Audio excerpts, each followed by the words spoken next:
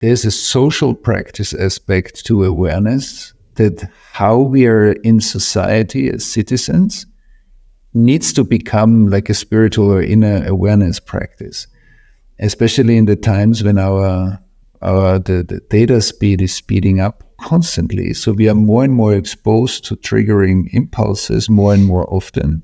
So the access we have to society and to news. And if we are not regulated in ourselves naturally, then we become more and more dysregulated through that flood of information. So I think that's a very important question. I mean, we could have just an own conversation just about that. Is interesting. I often say that the people who are able to regulate in the coming years, especially in the next sort of like 5 to 10 years specifically, are going to have a kind of superpower. Because I studied Jung for a long time, and I've said it on the show before, but I think from my frame, we've sort of externalized the collective unconscious, right? We've created the internet and social media, which operate as a external medium of the collective unconscious that we then interact with on a daily basis, right? We can see other people's commentary and their unconscious thoughts and their unconscious reactivity and their shadows and all those. It's just all spewed out online. And we've never, ever, ever had the experience of our nervous system being in relationship, even in a digital form, to other people's nervous system.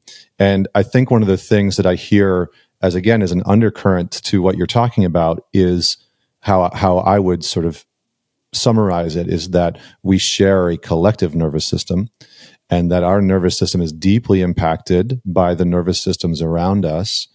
And part of my guess, part of how we deal with this polarization is by creating more coherence and more congruence within ourselves, but also within the people that we are surrounded by, that we interact with, that we speak with.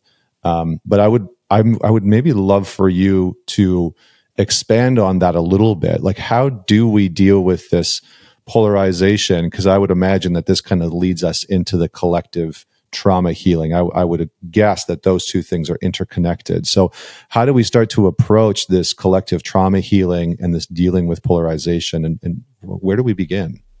Yeah, you said it already, many aspects yourself right now, beautifully, because we are using similar metaphors. I love what you just said, because I often say, look at the internet, we externalized our conscious and unconscious collective dimension, and you look at the internet and the dark web, and it's beautiful. I mean, on the one hand, it's tragic. On the other hand, it at least gives us the opportunity to subject-object transcend and like our inner identification. But if we consciously look at that, what you just said, then it's a kind of a aha. Wow, yeah, right. We unconsciously built something that kind of externalized our inner architecture.